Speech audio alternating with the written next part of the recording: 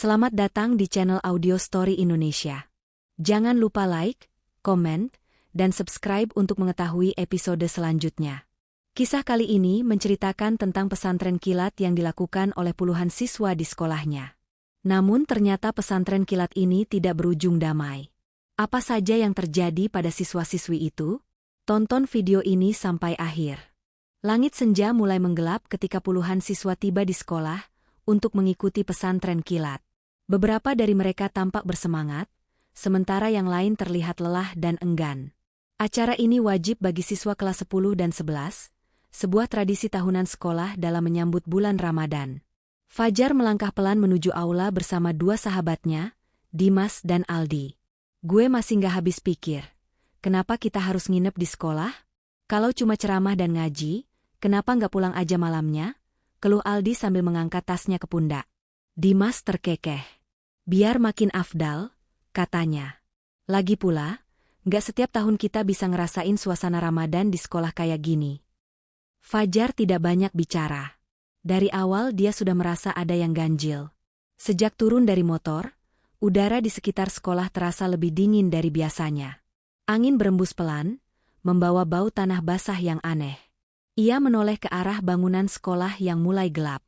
Bayangan-bayangan panjang membentang di lantai koridor, seolah mengikuti setiap langkah mereka. Setelah salat maghrib berjamaah di masjid sekolah, para siswa diarahkan ke aula untuk pembukaan. Seorang pria tua dengan sorban hijau berdiri di panggung kecil, dikelilingi beberapa guru. Dia adalah Ustaz Rahman, pemateri utama yang diundang khusus untuk acara ini. Wajahnya tenang, tetapi ada sesuatu dalam tatapan matanya yang membuat Fajar bergidik. Assalamualaikum warahmatullahi wabarakatuh. Suara Ustaz Rahman bergema di ruangan. Waalaikumsalam warahmatullahi wabarakatuh. Siswa-siswi menjawab serempak. Ustaz Rahman tersenyum tipis. Alhamdulillah, kita semua diberi kesempatan untuk mengikuti kegiatan yang penuh berkah ini. Namun, anak-anak sekalian, satu hal yang perlu kalian ingat, kita bukan satu-satunya penghuni tempat ini. Suasana aula tiba-tiba terasa lebih sunyi. Beberapa siswa mulai saling pandang. Dimanapun kita berada, selalu ada makhluk lain yang hidup berdampingan dengan kita. Lanjutnya, mereka tidak selalu mengganggu, tetapi kadang-kadang, jika kita tidak menghormati mereka, mereka bisa merasa terganggu. Seorang siswa di barisan belakang terkikik pelan. Serius amat, Ustaz. Kita ini kan di sekolah, bukan di kuburan. Ustaz Rahman mengangkat kepalanya dan menatap tajam ke arah suara itu. Seketika ruangan terasa lebih dingin. Fajar merasakan bulu kuduknya meremang. Ada sesuatu dalam tatapan Ustaz itu yang membuat suasana menjadi lebih mencekam. Tempat ini dulunya bukan sekolah, kata Ustaz Rahman tiba-tiba. Beberapa guru tampak terkejut, seolah ucapan itu seharusnya tidak diucapkan. Tempat ini dulu hanyalah lahan kosong, namun ada sejarah yang tersembunyi di dalamnya. Sejarah yang tidak banyak orang tahu. Sebelum beliau melanjutkan, lampu aula tiba-tiba berkedip-kedip. Sebagian siswa berteriak kecil, sementara yang lain mulai merasa tidak nyaman. Listriknya kenapa, Pak? Tanya salah satu guru panik. Ustaz Rahman hanya diam. Matanya menatap langit-langit yang masih bergetar karena lampu yang berkedip-kedip. Setelah beberapa detik, semuanya kembali normal. Baiklah, mari kita lanjutkan dengan pembacaan doa sebelum makan malam, ujar kepala sekolah, mencoba mengalihkan perhatian. Saat para siswa bersiap untuk makan malam, Fajar merasa ada sesuatu yang mengawasinya dari jendela aula. Saat ia menoleh, tidak ada siapa-siapa. Tapi ia bersumpah tadi ada sosok hitam berdiri di luar sana, menatap lurus ke arahnya. Ketika sesi malam dimulai, suasana semakin mencekam. Mereka kembali berkumpul di masjid, duduk bersila, dan bersiap untuk mendengarkan kajian pertama dari Ustaz Rahman. Di luar masjid, angin bertiup kencang, menyapu dedaunan yang berserakan di halaman sekolah. Malam baru saja dimulai, tetapi kegelapan yang menyelimuti seolah lebih pekat dari biasanya. Fajar menatap ke arah jendela masjid, dan untuk sesaat, ia melihat bayangan samar berdiri di balik kaca. Dan kali ini, dia yakin itu bukan ilusi. Setelah makan malam, para siswa kembali ke masjid untuk mengikuti kajian malam bersama Ustaz Rahman. Suasana semakin dingin, dan beberapa siswa mulai mengeluhkan perasaan tidak nyaman. Angin berhembus dari arah luar, membawa serta aroma lembab yang aneh. Fajar duduk di saf tengah bersama Dimas dan Aldi. Dia masih belum bisa menghilangkan perasaan aneh sejak kedatangannya tadi sore. Matanya terus mengamati sekeliling, seolah-olah sesuatu akan muncul dari sudut-sudut gelap masjid.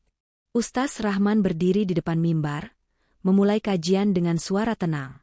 Anak-anak sekalian, malam ini kita akan membahas tentang makhluk yang tidak kasat mata, yang diciptakan dari api, dan hidup berdampingan dengan manusia. Beberapa siswa mulai berbisik satu sama lain, sebagian terlihat tertarik, sementara yang lain merasa gelisah. Jin adalah makhluk yang memiliki dunia mereka sendiri. Mereka hidup di tempat-tempat yang sepi, di hutan, di sungai, bahkan di tempat yang kita anggap biasa, seperti sekolah ini. Suasana mendadak hening. Kata-kata Ustaz Rahman menggantung di udara seperti kabut dingin. Fajar menelan ludah. Ada sesuatu dalam nada suara Ustaz itu yang membuat bulu kuduknya meremang. Ia melirik Aldi yang tampak gelisah, sementara Dimas hanya mengangkat alis, seolah tidak terlalu peduli. Tapi, Ustaz, kalau mereka memang ada, kenapa kita jarang melihat mereka? Tanya seorang siswa perempuan di barisan depan. Ustaz Rahman tersenyum tipis. Karena mereka tidak ingin terlihat, kecuali jika mereka ingin. Sekonyong-konyong, terdengar suara benda jatuh dari sudut masjid. Semua kepala menoleh ke arah itu. Seorang siswa perempuan, Rina, mendadak terkulai di tempatnya. Tubuhnya gemetar, napasnya tersengal-sengal. Rina, seorang teman di sampingnya panik, mengguncang tubuh gadis itu. Mata Rina terbuka perlahan, tetapi sorot matanya kosong. Bibirnya bergetar, lalu ia berbisik dengan suara yang hampir tidak terdengar. Mereka tidak suka kita di sini. Seketika ruangan menjadi sunyi. Rina tiba-tiba menjerit keras, membuat beberapa siswa menjerit ketakutan. Dua guru perempuan segera menghampirinya dan membantunya berdiri, tetapi tubuhnya terasa kaku. Bawa dia keluar, perintah salah satu guru dengan panik. Saat Rina diangkat, matanya tiba-tiba berubah tajam. Ia menatap langsung ke arah Ustaz Rahman dan berkata dengan suara parau, "Kalian harus pergi, atau dia akan marah." Setelah mengucapkan kalimat itu, Rina pingsan lagi. Beberapa siswa mulai gelisah. Beberapa yang duduk di saf belakang merasa ada angin dingin yang berhembus dari arah pintu, padahal semua jendela sudah tertutup rapat. Fajar menoleh ke jendela samping, dan untuk sesaat, dia melihat sesuatu.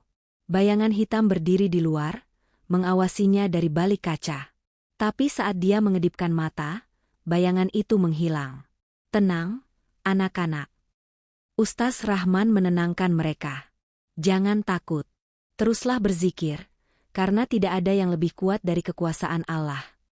Namun, suasana semakin tegang ketika salah satu siswa laki-laki, Bayu, tiba-tiba tertawa terbahak-bahak. Tawanya bukan tawa biasa, terdengar berat, dalam, dan sangat tidak wajar. Beberapa siswa menjerit, mundur ketakutan. Bayu berdiri perlahan, tubuhnya gemetar, tetapi wajahnya menyeringai aneh.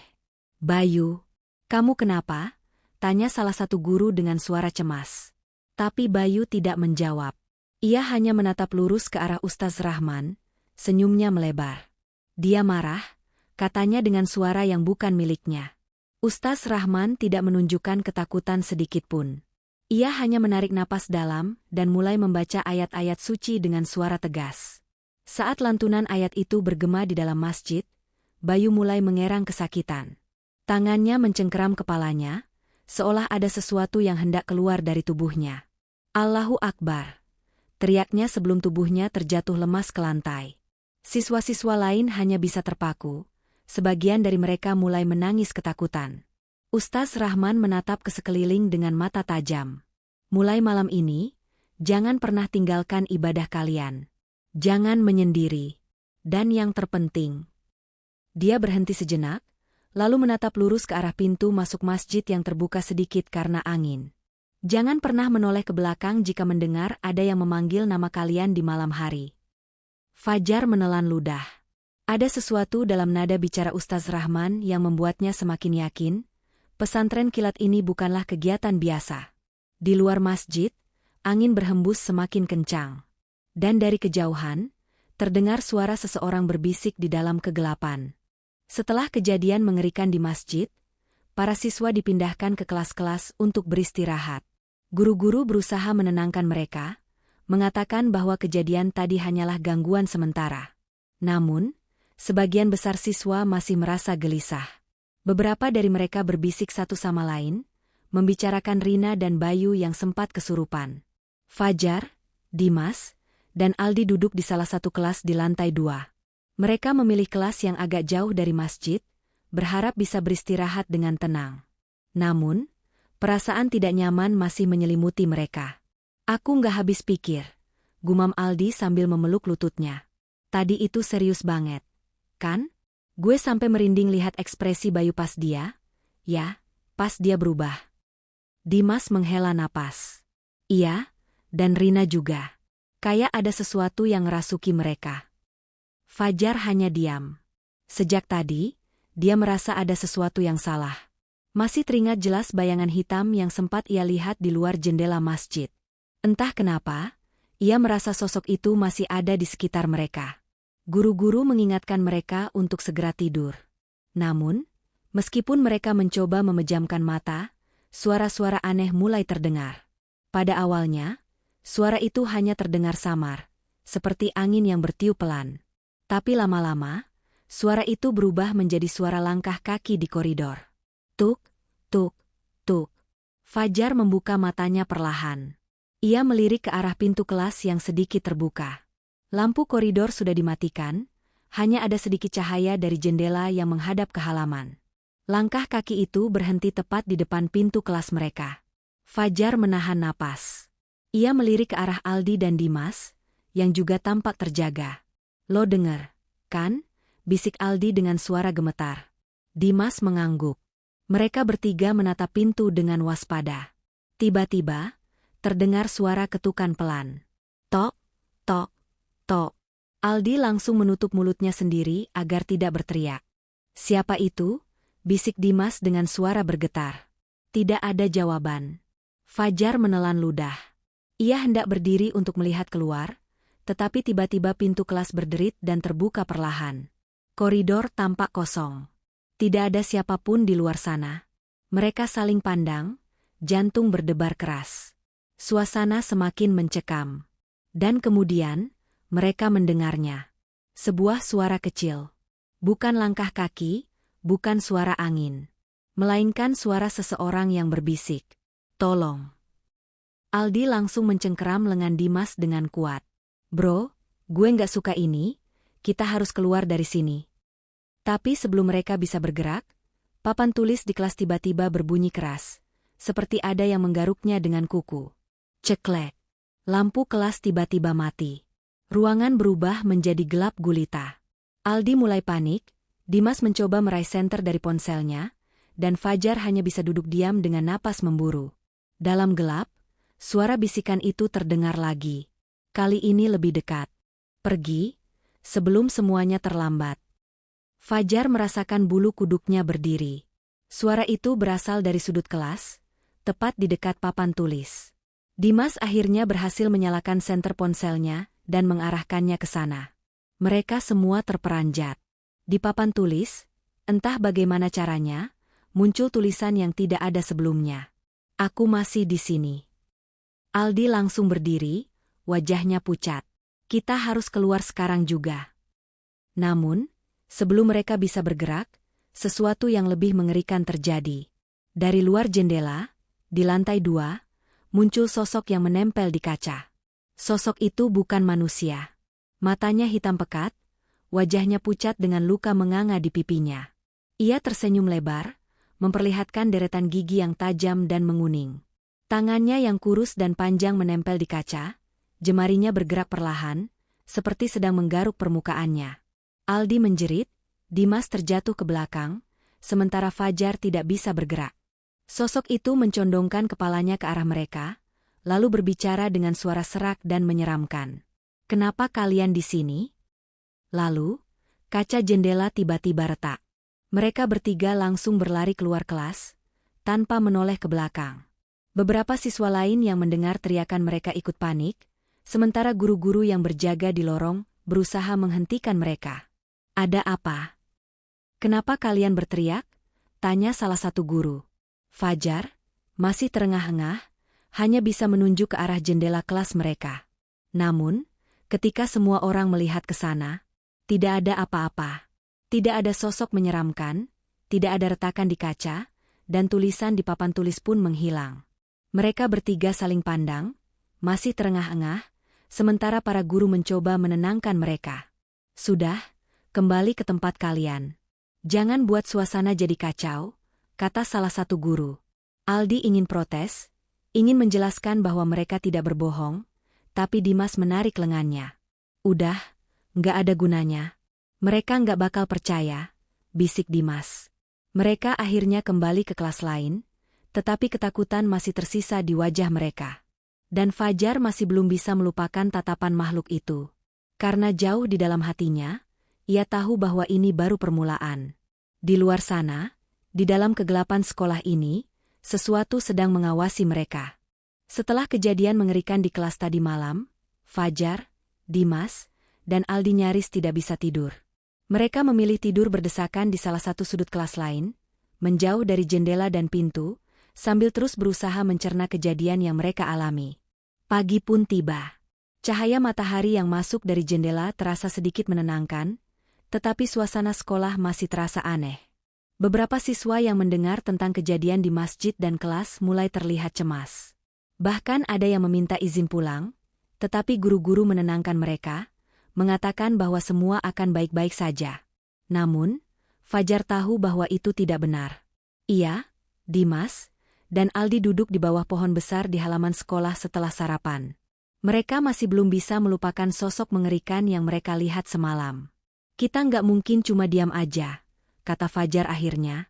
Dimas menghela napas. "Gue setuju. Ini bukan kebetulan. Dari tadi malam, kita udah diganggu terus. Gue yakin ada sesuatu yang salah sama tempat ini." Aldi menelan ludah. "Tapi kita bisa apa? Mau cerita ke guru juga percuma. Mereka pasti nggak percaya."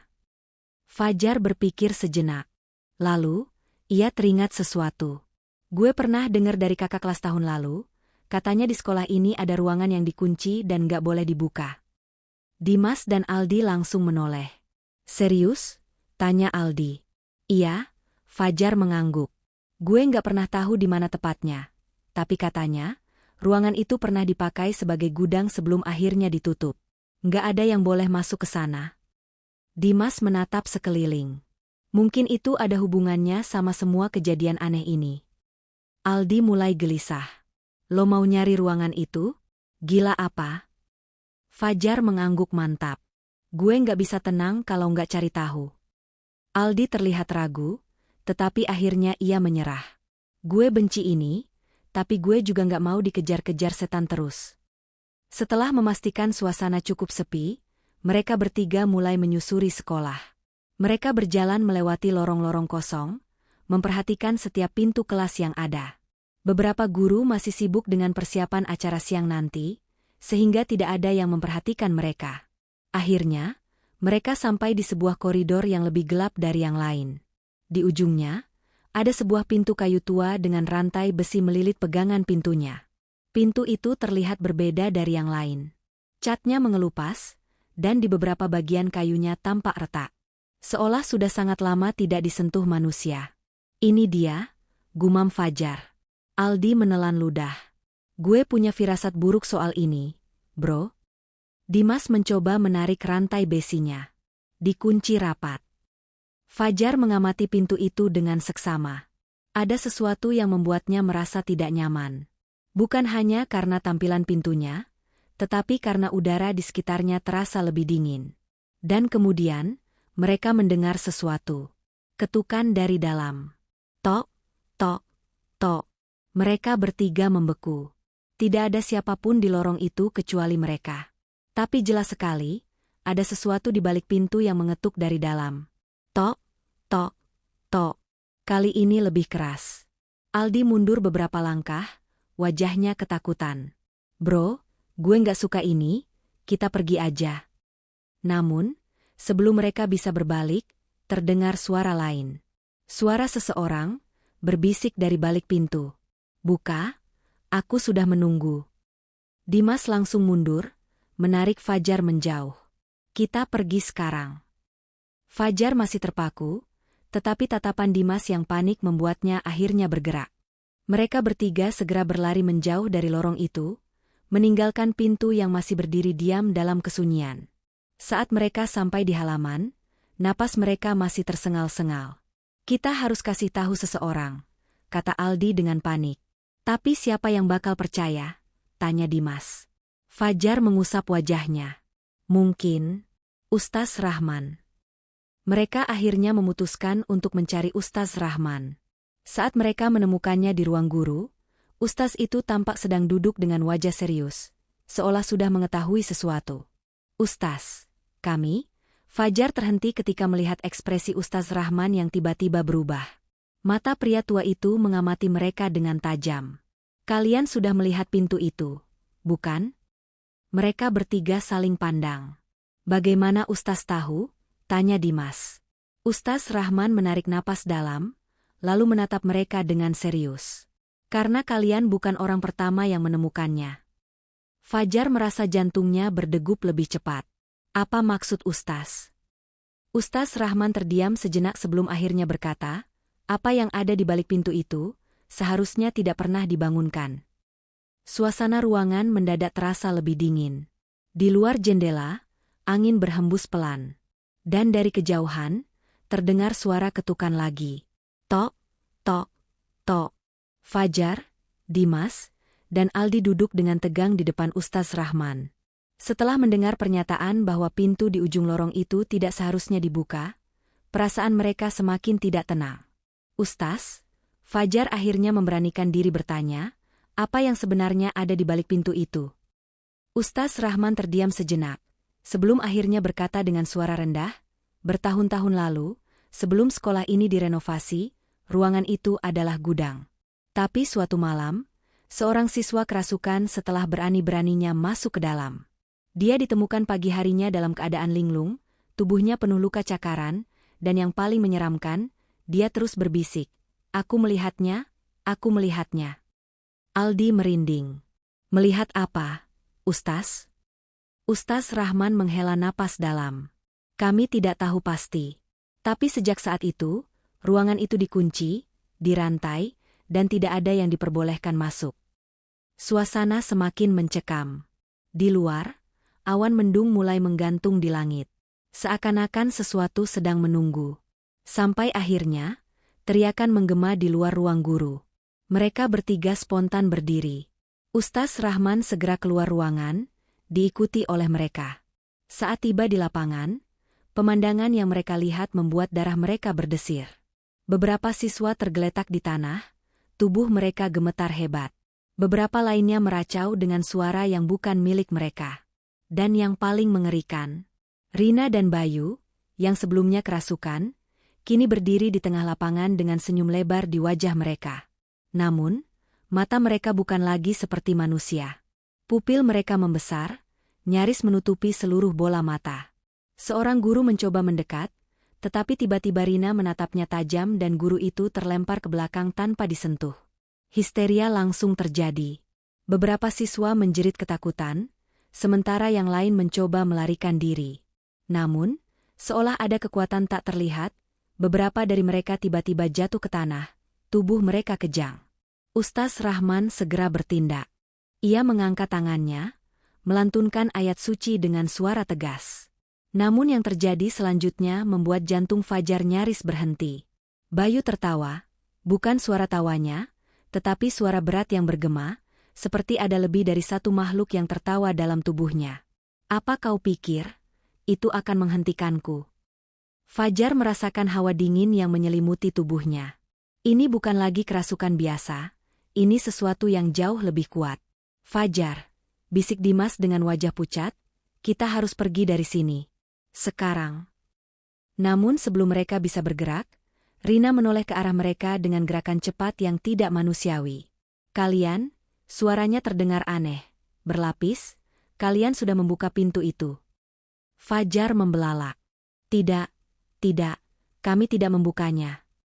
Tapi Rina hanya menyeringai. Kalian membangunkannya, dan sekarang, dia akan keluar. Dan seketika, terdengar suara keras dari dalam gedung sekolah. Brua aa.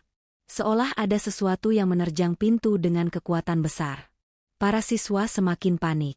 Beberapa dari mereka mulai menangis, sementara yang lain hanya bisa berdiri kaku dalam ketakutan. Ustaz Rahman tidak tinggal diam. Ia terus melantunkan ayat-ayat suci, semakin keras, semakin kuat. Tapi Rina dan Bayu hanya tertawa. Kalian, sudah terlambat. Dan tiba-tiba, seluruh lampu di sekolah padam. Gelap total. Satu-satunya cahaya yang tersisa berasal dari kilatan petir di langit. Dan saat kilat menyambar, Fajar melihat sesuatu berdiri di atap sekolah. Sosok tinggi dengan tubuh kurus, wajahnya penuh luka menganga, dan matanya hitam pekat. Ia menunduk, menatap langsung ke arah mereka. Dan kemudian, dalam kilatan petir berikutnya, ia menghilang. Fajar merasa jantungnya hampir berhenti. Ustaz, apa yang harus kita lakukan? Ustaz Rahman menoleh kepada mereka, matanya tajam. Kita harus mengusirnya, sebelum semuanya menjadi lebih buruk. Dari dalam gedung, terdengar suara langkah berat yang mendekat. Dan Fajar tahu, malam ini, mereka tidak hanya melawan ketakutan. Mereka sedang melawan sesuatu yang lebih mengerikan dari yang pernah mereka bayangkan. Sesuatu yang seharusnya tidak pernah dibangunkan. Hari itu, pesantren kilat di sekolah berakhir lebih cepat dari yang direncanakan. Setelah kejadian kesurupan massal dan kemunculan sosok mengerikan, para guru akhirnya memutuskan untuk membubarkan acara. Orang tua datang menjemput anak-anak mereka dengan wajah panik, sementara beberapa siswa masih dalam kondisi lemas setelah apa yang mereka alami. Namun, bagi Fajar, Dimas, dan Aldi, semuanya belum benar-benar selesai. Mereka bertiga duduk di depan masjid sekolah, masih mencoba memahami apa yang terjadi. Di samping mereka, Ustaz Rahman sibuk berbicara dengan beberapa guru lain, kemungkinan besar membahas cara melakukan pembersihan spiritual di sekolah ini. Kita nggak benar-benar mengusirnya, kan? Suara Aldi terdengar lirih. Dimas menggeleng. Enggak. Makhluk itu pergi, tapi entah kemana. Fajar terdiam. Sejak tadi, ada sesuatu yang mengganggu pikirannya. Bukan hanya soal makhluk itu, tapi juga perkataan Rina sebelum semuanya meledak. Kalian membangunkannya, dan sekarang, dia akan keluar. Keluar kemana? Seolah mendengar pikirannya, Ustaz Rahman tiba-tiba menghampiri mereka. Kalian masih merasa ada yang aneh? Tanyanya dengan nada tenang, tapi serius. Fajar mengangguk. Ustaz, makhluk itu, apa dia benar-benar pergi? Ustaz Rahman tidak langsung menjawab. Ia menghela napas dalam, lalu menatap mereka satu persatu. Kalian harus ingat satu hal, katanya perlahan. Makhluk seperti itu tidak menghilang begitu saja. Ia hanya menunggu, mencari celah lain untuk kembali. Aldi menelan ludah. Jadi, dia bisa datang lagi. Ustaz Rahman tersenyum kecil, tetapi bukan senyum yang menenangkan. Tergantung. Jika tidak ada yang memanggilnya, mungkin ia akan tertidur kembali. Fajar memalingkan wajahnya ke arah gedung sekolah yang kini tampak sunyi. Seakan-akan tempat itu kembali normal. Tapi dia tahu, tidak ada yang benar-benar normal lagi setelah malam itu. Mereka berpamitan dengan Ustaz Rahman dan berjalan ke gerbang sekolah. Beberapa orang tua mereka sudah menunggu. Saat hendak menaiki motor ayahnya, Fajar menoleh sekali lagi ke arah bangunan sekolah. Dan saat itulah dia melihatnya. Di jendela lantai 2, tepat di kelas tempat mereka mengalami kejadian aneh semalam, ada sesuatu yang berdiri di balik kaca. Sosok kurus dengan wajah rusak, matanya hitam pekat. Ia hanya berdiri di sana, menatap Fajar dengan senyum mengerikan. Lalu, dalam sekejap, ia menghilang. Fajar mengerjapkan mata, berusaha memastikan apa yang barusan ia lihat. Tapi jendela itu kini kosong. Namun, di hatinya, dia tahu kebenarannya. Makhluk itu masih ada. Dan ia sedang menunggu. Terima kasih sudah menonton video ini. Sampai jumpa di video selanjutnya.